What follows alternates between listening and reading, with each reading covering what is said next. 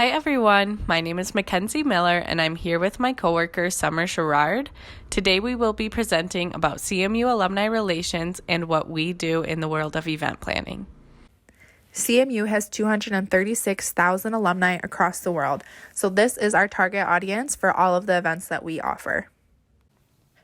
Our Office of Alumni Relations is within the Advancement Department here on campus, but our main focus is engagement. So we really do that through various events all over the country, even across the world, and our main focus is to just connect our alumni back to CMU.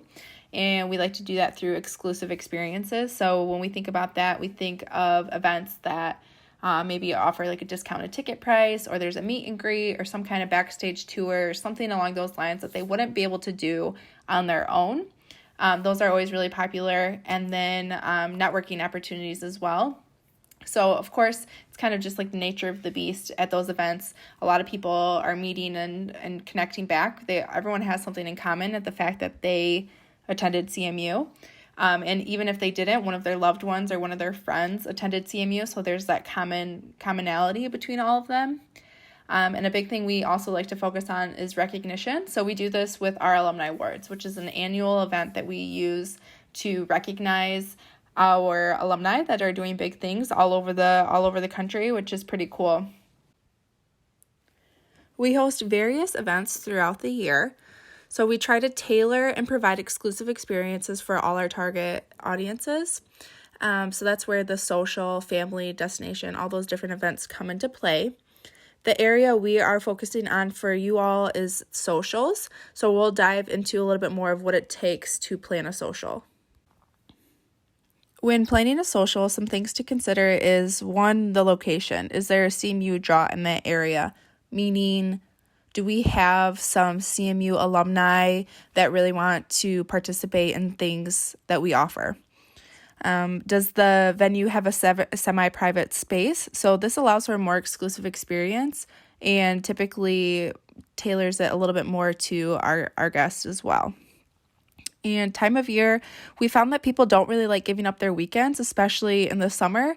So we try to stick to weekdays after work and also avoid holidays and shortly after, because people just spent all their discretionary income on the holidays. So they typically don't have a ton to spend on events such as these. Food and beverage, what does the menu offer? Is there a wide variety for all diets? Could we tailor? Is there gluten-free? Is there vegan, vegetarian? Is there something that we can offer everybody if we needed? And looking at the price point too, what's the price point of the food? And what are their drink specials? If that's something we want to look at, see if there's drink tickets, which really ties into our registration fees as well. The event form is where we put all the event details. So this is what we're asking you all to complete for your assignment and provide us with all of this information. So we include our event description, registration information of what's included, the contract concerns. So is there a room rental? If so, how much? Is there a food and beverage minimum? Things like that. Our promotional schedule, such as our Facebook events, our email blasts, if we want to promote the Facebook event as well, and just logistics of the social. So what's on the menu? Is there a drink ticket? Do we provide the drink tickets, or is the venue going to supply us with drink tickets? And of course, contact information of who will be our main contact for the venue. Here is an example of a completed event form. So this should be on Blackboard for you all to use as an example. Feel free to format your event form similar to this. So this really just outlines all of our event details. This is what we usually use as well for every event that we do. For this assignment, we did add the branded giveaway section. So we really are looking for you guys to have fun, creative ideas for this. So we are looking to find something that can be branded for us. So maroon and gold has our logo. Sticks around the price point of $1 to $2, which seems pretty low, but you can find quite a bit at that price point. And if you could just include a link or some kind of website that we could find, and then the item ID number, that would be really helpful for us. And then we've also included a section for your other venues. So I know we're going to have you guys expand on one venue total through the whole event form, but have 2 alternate locations with that contact information. So name and phone number of who we should reach out to if we need to move locations. When determining your registration fee, some things to consider is appetizers. So are you going to offer light appetizers or heavy appetizers? Heavy appetizers are more of like those chicken tenders, sliders, things that are a little more filling. And light appetizers are like your veggie trays, your dips and chips and things like that. Is there going to be a drink ticket? That's not something you have to offer, but that's something that would consider boosting your registration fee a little bit. Is there any food and beverage specials? So sometimes we look and see if there's any happy hour specials, and we'll try to market those as well. Room rental really boosts up the registration fee just because it's the nature of the beast. It costs a lot more to host that event with the room rental. So in that case, we have to charge more for that event. Estimated number of guests. So the more guests you have, the cheaper it could be for the guests. And that's, you'll see that kind of play out in the budget spreadsheet, which we'll talk about in a little bit. And subsidizing. So what this means is if we are charging people $15 to go to the event, and we are going to subsidize $5 per person. So that leaves $10 that they're help covering the cost. So we pay $5 for every person that's there. That's just the way that we can do like discounts and offer lower registration fees for our alumni. This is the budget template that we use for all of our events to help determine our registration fee. So the Vandermill is definitely a little more expensive, but we put forth a little bit more because President Davies was going to be there, so we had higher VIPs. So at that point, we did put forth a little bit more. We supplemented more per person than we typically do. But on this budget, anything that's highlighted in yellow, any of those cells, that's where you need to put your information. So up at the top, we always put our event title name. In the item column, so we put our menu items. So the fruit and cheese platter, it fed 20 people per serving. We need at least 3 orders of that because we're going to have 65 people attending. And then the price of one is $85. So that's where that $276 comes in. So we do that for all of our menu items. And then you'll see the cider tasting. So this is almost like our drink ticket. So it's everybody gets one drink, one cider tasting. And number to order, 65 people, because we have 65 attending, and that's $10 per person. So there's that $650. And then you'll see down below, right under the sales and tax, we have the room rental, so $600. So that really spikes up the cost for the event. That $600 is a pretty hefty fee. And then you have the registration amount, and then we like to do sometimes a discount like $3 to $5 max for gold members if we like to entice people to be a gold member. So we like to do some discounts with our events for them. So if we did the event we charged them $22 and there's 65 people attending, we supplemented per person $17.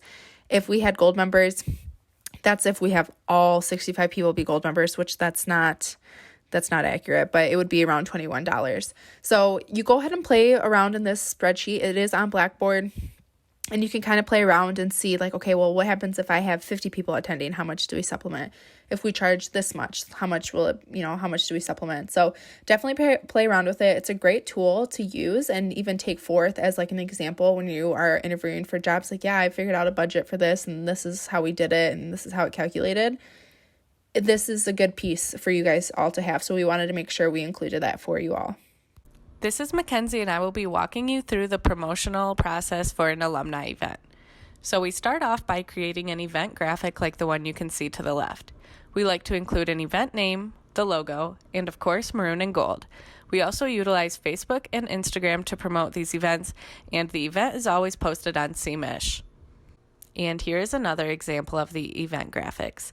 You can see in this particular graphic, we really wanted to market the fact that President Davies would be in attendance because many alumni see that as an exclusive experience to get to meet him.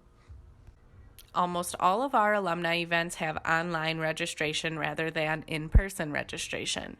The registration is cmish.edu/alumni/events. On this site, we have a list of all of the upcoming events and which ones are able to be registered for. The next step in our promotional process is to send out an email to a targeted group of alumni that we want to attend. The email blasts include content, which is a short 2 to 5 sentence description of the event to grab the attention, when the event will take place, where, and the cost to attend. So this slide shows exactly what the email blast would look like in its finished format. And if you look at the green text, you can see that this email was successfully sent to 23,625 recipients. Okay, and on this slide, you can see what our Facebook event pages look like. We include the promotional graphic, and then the description down below would be the same information as we sent in the email blast. This slide shows some data that Facebook was able to give to us.